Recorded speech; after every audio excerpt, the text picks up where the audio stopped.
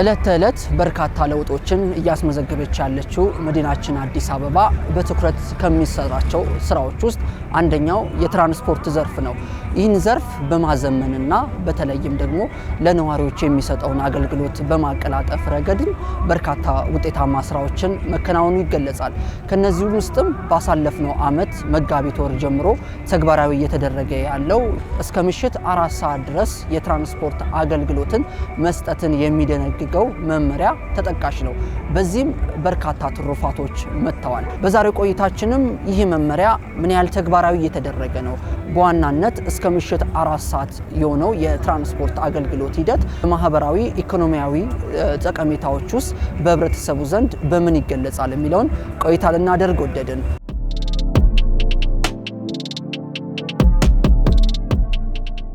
ምሽት የትራንስፖርት እንቅስቃሴ ሂደት ከቅርብ ጊዜ ወዲህ ተግባራዊ እየተደረገ ነው የሚገኘውና ምን ይመስላል? በተለይ አሁን የምንገኝበት የቂርቆስ ክፍለ ከተማ ላይ ምን ተግባራቶች አሉ? በዚህስ ምን ያህል ውጤታማ ነው ከዚህ በፊት ካለው ጋር ሲነጻጸር?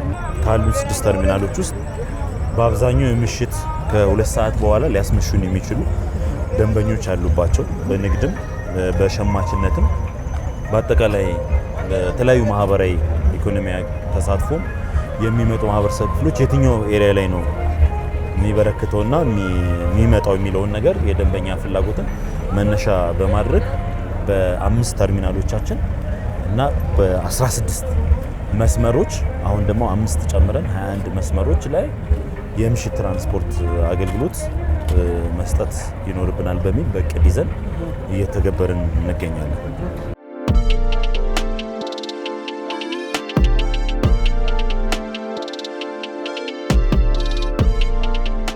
ንግድና ምሽት ትራንስፖርት በከተማችን ተግባራዊ እንዲሆን ከተማ አስተዳደሩ ደንብም ጭምር ያወጣበት ዋነኛው ዓላማ ከተማችን የስራ ባህል እንዲቀየር የማድረግ ነው።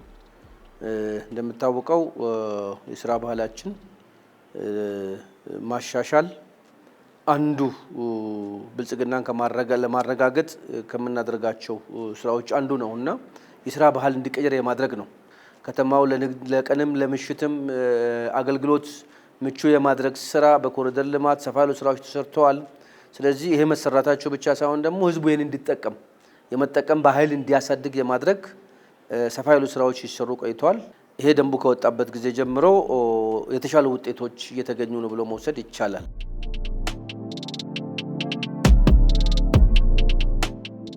ሸዋንግዛው ደጀኔ ይባላለሁ። የቂርቆስ ቅርንጫፍ የስምሪት ቁጥጥር ባለሙያ ነኝ። ምሽት ላይ ነው የምንገኘውና ከዚህ በፊት ካለው የምሽት የትራንስፖርት እንቅስቃሴና አሁን ደግሞ በከተማ አስተዳደሩም በትኩረት እየተሰሩ ካሉ አንደኛው ዘርፍ የትራንስፖርት ነውና መመሪያ ሞቶ ተግባራዊ እየተደረገ ነው። ያ ከሆነ በኋላ ያለው ልዩነት ለውጡ ምን ይመስላል? ልዩነት በጣም በሰፊ ሁኔታ አለው። በተለይ ከምሽት ስራ ከጀመርንበት ጊዜ ጀምሮ ምሽት ላይ ያመሹ የነበሩትን ሰዎች ይገላቱበት የነበረው ከታሪፍ ጭማሪ ጋር ተያይዘው የነበሩትን መስመር መቆራረጥ የነበሩትን ማስቀረት ችለናል። እንደምታየው ምሽት ስራ ላይ ብቻችንን ተዋናይ አይደለንም። የተለያዩ አሉ፣ የንግድ ተቋማት አሉ። እስከ ምሽት 3 ሰዓት ግዴታ አለባቸው ይሰራሉ።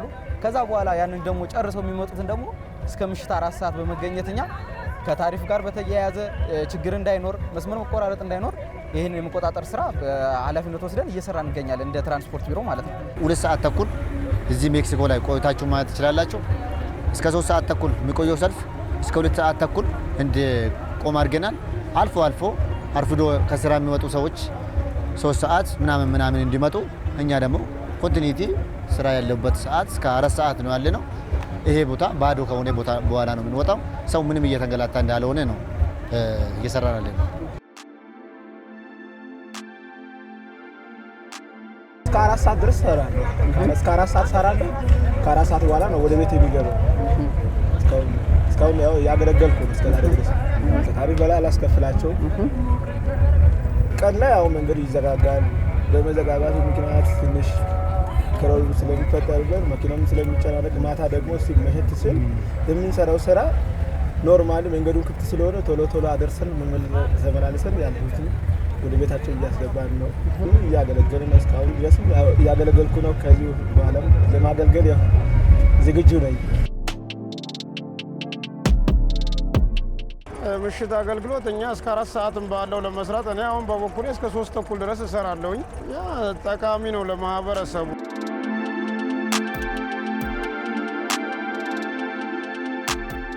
ለየኛ ክፍለ ከተማ ኢነር ሲቲ ነው። ወደ አራቱም አቅጣጫ እንደ መሰባሰቢያ ሆኖ የምንንቀሳቀስ ከመሆኑ ጋር ተያይዞ በርካታ የትራንስፖርት ፈላጊ ማህበረሰብ ወደኛ ይመጣል። ስለዚህ ይህንን የሚመጥን የትራንስፖርት አገልግሎት መስጠት እንድንችል የሰራተኛ ምደባ፣ የቁጥጥር ሰራተኛ ምደባ አመራሩን ጭምር በተገቢ መንገድ የድርጊት መርሃ ግብር በማስቀመጥ ምሽት እስከ 4 ሰዓት ድረስ የወጣውንም ደንብ የማስተግበር የደንበኛንም ፍላጎት ያማከለ አገልግሎት መስጠት እንዳለብን መነሻ በማድረግ ሰርቪስ መስጠት ከጀመርን በኋላ ቁጥሩ በየጊዜው ነው እየጨመረ የመጣው። ስንጀምር በ16 መስመርና በ2 ተርሚናል ብቻ ነበር ሰርቪሱን እንሰጥ የነበረ ካሳንቺስ ላይና ሜክሲኮ ላይ። አሁን ግን በ5 ተርሚናሎች እንዲሁም በ21 መስመሮች 215 ተሽከርካሪዎች በመደበኛነት መድበን ሰርቪስ እየሰጣን ያለ ነው። መጀመሪያ አካባቢ ሲጀመር የተወሰኑ መስመሮች ላይ ነው የተጀመረው። የምሽት ትራንስፖርት አገልግሎት የምንለው ከ2 ሰዓት በኋላ ያለው ነው። በእኛ ከጠዋቱ 12 ሰዓት እስከ ምሽቱ 2 ሰዓት ላይ መደበኛ ትራንስፖርት እንቅስቃሴ ነው ብለን የምንወስደው።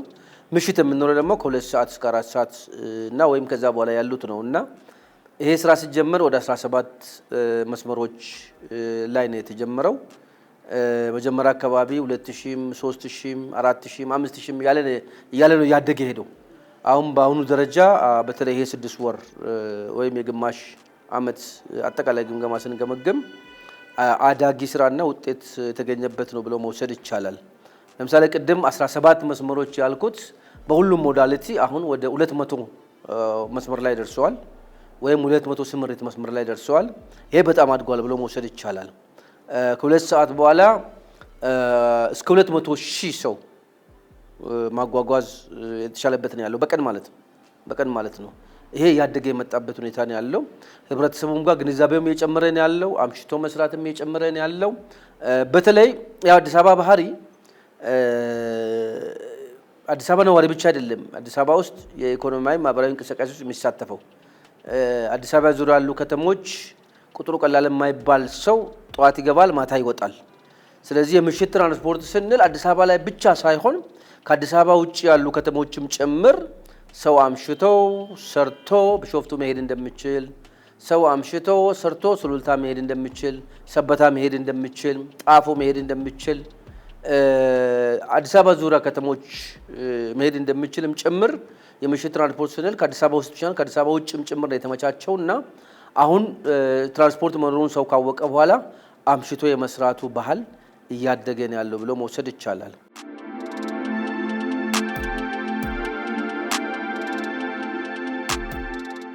ከምሽቱ 4 ሰዓት የትራንስፖርት እንቅስቃሴ መደረጉ ለህብረተሰቡ ምን አይነት ትሩፋትን እየሰጠ ነው የሚገኘው? ምን ያህል ተጠቃሚስ እያደረገ ነው? ማህበራዊም ኢኮኖሚያዊም ተጠቃሚ ነን ማለት ይቻላል። ሰዓት እላፊ በሚል ጭማሪዎች የነበሩበት ሁኔታዎች 20 ብር የምትከፍለው መንገድ ካለ ወደ 30 ወደ 40 ብር የምትከፍልባቸው ሁኔታዎች የነበሩበት ሁኔታዎች አሁን ያ ነገር ቀርቷል። ኮምፕሊትሊ ቀርቷል። ሰዓት ገደብም ምናምን የነበረባቸው ሰዓቶች ነበሩ በፊት። ያ ነገሮችም ቀርቷል። ኦልሬዲ አሁን በሰዓቱ እስከ 4 ሰዓት እስከ 5 ሰዓት የሚያገለግሉበት ሁኔታ ነው ያለው። አንዳንድ ቦታ ማምሽተህ ምናምን ብትመጣ ያው ካገኛቸው በእነሱ ሄዱ ትልቅ አሁን ሲመሽ ታክሲ በጣም ጭማሪ አለው። እዚህ መብራት የራሱ 25 ብር ምንም በላፕቶፕ ምንም ልትሄድ ይችላል አቆራርጥ። ስለዚህ የትራንስፖርት መኖሩ ደግሞ ለኛ ትልቅ ለህዝቡም ቢሆን ትልቅ አስተዋጽኦ አለው ብዬ አስባለሁ።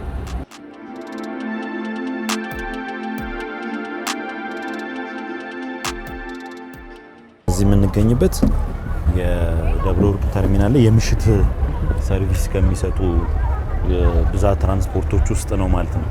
እነዚህ አሁን ረጅም ርቀት የሚሄዱ ናቸው። በዚህ ሰዓት ተሳፋሪ እስኪመጣ ድረስ የሚጠብቁ ናቸው ማለት ነው። በሁሉም መስመሮች እንደምትመለከተው እየተለመደም ከመምጣቱ ጋር ተያይዞ አምሽቶ የመምጣት ባህል በሌሎችም መስመሮች ተመሳሳይ የሆኑ ሰልፎች ናቸው ያሉብን። የምናደርገው ምንድነው ምሽት ላይ በተለይ ብዛት ትራንስፖርት እያየን የትኛው ጋር ነው መግባት መቻል ያለበት ቁጥሩ እየጨመረ ሲመጣ ከዚህ እያነሳን መስመር መቀየር ያለባቸውንም ጭምር እየቀየርን የምናስገባበት ሁኔታ ነው ያለው። በአብዛኛው የተሻለ እንቅስቃሴ አለ። ግን አንዳንድ ጊዜ መንገድ መዘጋጋቶች እንደዚህ ምልልሱን የሚያጠቡበት ሰዓት ሰልፎች የሚኖሩበት ሁኔታ ነው ያለው ማለት ነው። ከዛ ውጭ ግን ከአቅም በላይ በሆነ ደረጃ ላይ አይደለም ያለው።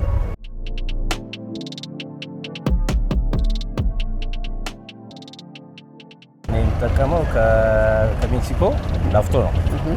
ላፍቶ ነው የምጠቀመውና ያው 54 ነው የሚይዘው። የምሽቱ አገልግሎት መስጠት ከተጀመረ ወዲህ ለውጦች አሉ። ሰዎችም ያው በተለያየ ምክንያት ስራ ያመሻሉ፣ የተለያየ ቦታም ሊቆዩ ይችላሉ በአሁን ጊዜ እና ከዛ የተነሳ ትራንስፖርት አቅርቦቱ ለውጥ አለው እና ጥሩ እንቅስቃሴ እንዳለ ተመልክቻለሁ። ወደ ተግባር ከተገባ ወዲህ እንደው ምን ለውጦች መጡ? በዚህ በተርሚናሎች አካባቢስ ምን የተለዩ ነገሮችን አያችሁ? አንደኛ ይሄ ተርሚናል እንደምናውቀው በተለያዩ ቦታ ተርሚናሎች አሉ እና እነዚህ ተርሚናሎች መኖራቸው ህብረተሰቡ በተቀላጠፈ ሁኔታ የትራንስፖርት አገልግሎት ማግኘት እንዲችል ረድቶታል። ይሄ ትልቅ ለውጥ ነው ራሱ። ከዛ ደግሞ ያው የምሽት አገልግሎቱም ለውጥ አለበት ማለት ለውጥ ይታያል እና ሰው ቢቆይም ያገኛል እና እየተጠቀምን ነው። በጣም ጥሩ ነው። ይሄ ተርሚናል ከተሰራ በኋላ በጣም ብዙ ለውጦች መጥተዋል። በየቦታው መሯሯጡ ቀርቷል፣ አንድ ቦታ ላይ ሆኗል። ህዝቡ አሁን በስነ ስርዓት በአግባቡ እየተስተናገደ ነው። አገልግሎቱ አሁን ባለበት ሁኔታ በጣም ሰፊ ነው። ሰፊ ከመሆኑም አንፃር ጥሩ አገልግሎት እየሰጠን ያለው ነው።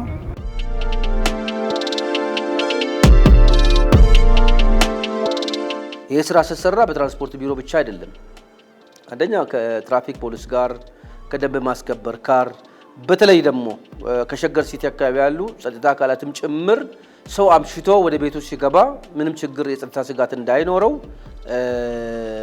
መጋጋቢ በባጃጅ ወደ ውስጥ የሚገባ አለ፣ በተለያዩ አማራጮች ወደ ውስጥ የሚገባ አለ። እሱም ጭምር የጸጥታ ስጋትም ጭምር እንዳይኖር በቅንጅት ስራዎች ከመሰራታቸው የተነሳ ህዝቡ የምሽት ትራንስፖርት የመጠቀም ፍላጎቱም እየጨመረ ነው ያለው። እሱ መጨመር ብቻ ሳይሆን ተረጋግቶ አምሽቶ መስራትም ጭምር እየመጣ ነው ያለው።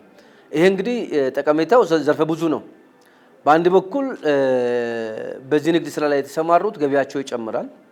ገቢያቸው መጨመር ብቻ ሳይሆን እዚህ ውስጥ ተቀጥሮ የሚሰሩ የትርፍ ጊዜ ሰዓትም ጭምር ገቢያቸውም ጭምር ይጨምራል። በዛው መጠን ደግሞ ከተማውም ገቢ ይጨምራል። ስለዚህ የስራ ባህሉ በደንብ መለወጥ ይቻላል።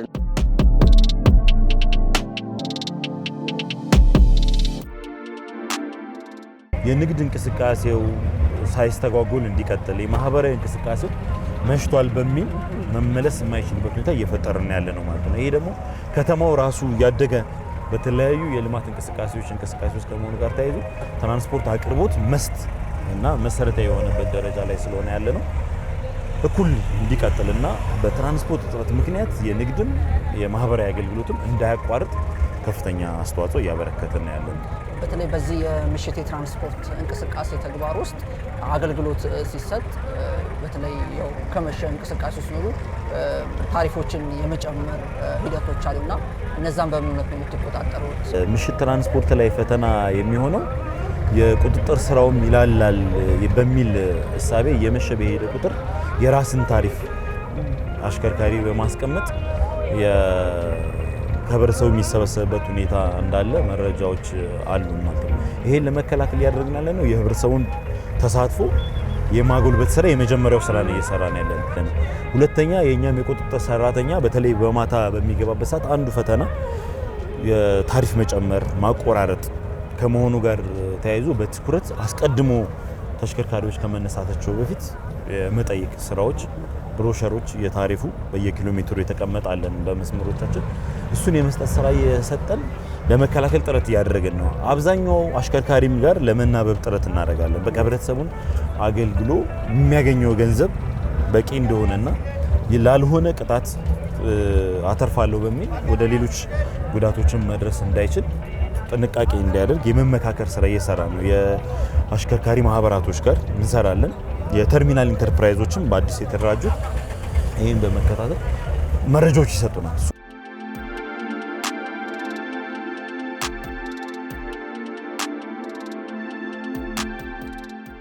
ታሪፍ በላይ ማስከፈል ላይ ደግሞ ከደንብ ማስከበር ባለስልጣን ተቆጣጣሪዎች፣ ትራፊክ ፖሊስ፣ ኢቭን መደበኛ ፖሊስም ጭምር ተጨምሮበት ጠንካራ የቁጥጥር ስራዎች ምሽት ላይ እየተደረጉ ነው ያሉት። ባለፉት 2 ወራት ብቻ በዚህ ላይ ከ500 በላይ ደንብ ተላላፊዎችም ጭምር የተቀጡበት፣ ከዛ ውጪ ህብረተሰቡ በስልክ ጥቆማም ጭምር እየሰጠ እርምጃ እየተወሰደ ነው ያለውና በአንድ በኩል ባለንብረቶቹ ማህበራትም በዚህ ጉዳይ ላይ ጠንክሮ እየሰሩ ነው ያሉት። ይህን አልፎ የሚወጣ ደግሞ በቁጥጥር ችግሮችን ለማስተካከል ስራ እየተሰራ ነው ያለው። እንዳጠቃላይ ሲወሰድ የምሽት ትራንስፖርት አገልግሎት፣ የምሽት ንግድ እንቅስቃሴ አዲስ አበባ ውስጥም ከአዲስ አበባ ውጭ ለሚገቡ ተሳፋሪዎችም ጥሩ የተመቻቸ ነገር አለ። ይሄ እያደገ ይሄዳል ተብሎ ይጠበቃል። በዚህ ላይ ቀጣይነት ያለው ቁጥጥር፣ ቀጣይነት ያለው የግንዛቤ ማስጨበጫ ስራ፣ ቀጣይነት ያለው የቅንጅት ስራ ይፈልጋልና እያደገ ነው። አንዳንድ ተርሚናሎች እስከ ምሽቱ 4 ሰዓትም ጭምር ሰው የማይነሳበት አለ።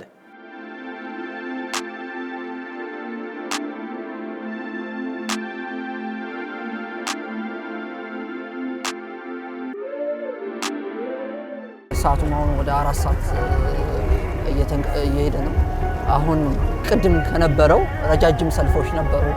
ሰልፎቹ አሁን ቀንሷልና እስከ ምሽት አገልግሎት መስጠቱ እኛንም ጥቅሙን እየተመለከትን ነበርና የእናንተን ይሄን መሰረት አድርጋችሁ በቀጣይ እንደዚህ አይነት አገልግሎቶችን በምን አይነት ነው የሚቀጥለው? ከክትትል አንፃር አሁን ምሽት ላይ የነበሩ ሰልፎች በአብዛኛው ብዙ መስመሮቻችንን እያጠናቀቅን ነው የነበረው። እንዳያችሁት በተለይ ትንሽ በስቶብን የነበሩ የመገናኛ፣ የላፍቶ፣ የጎፋ፣ ሳሪስ፣ አዲስ አበባ በጣም ረጃጅም ሰልፎች ነበሩብን። ነገር ግን የተሽከርካሪዎች መምጣት እና የሲቲ ባስም ተጨማሪ መግባት ጨምሮ ኦልሞስት እያጠናቀቅን ያለንበት ሁኔታ ነው ያለው። ይሄ በእለት ተእለት ሁልጊዜም የምናደርገው የስራ ሁኔታ ነው ያለው። በዚህ ሰዓት የሚሰማው ስሜት ከደከምክ በኋላ ግን ማህበረሰቡ በሚፈለገው ልክ ወደ ቤቱ እንዲገባ በማድረግ ሂደት ውስጥ ከተማው ላይ ያለው የኢኮኖሚ፣ የንግድ፣ ሌሎች እንቅስቃሴዎች አጋር በመሆናችን ትልቅ ኩራት ነው የሚሰማን። ይሄ ሁልጊዜም የምናስቀጥለው ነው የሚሆነው።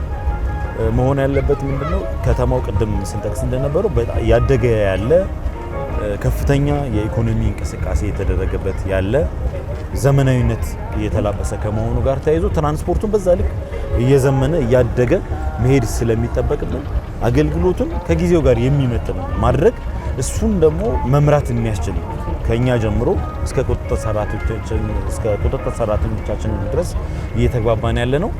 ሳንደክምና ሳንሰለች ወደ ተሻለ ደረጃ ማድረስ የምንችልበትን ሁኔታ እየፈጠርን ያለንበት ሁኔታ ነው ያለው።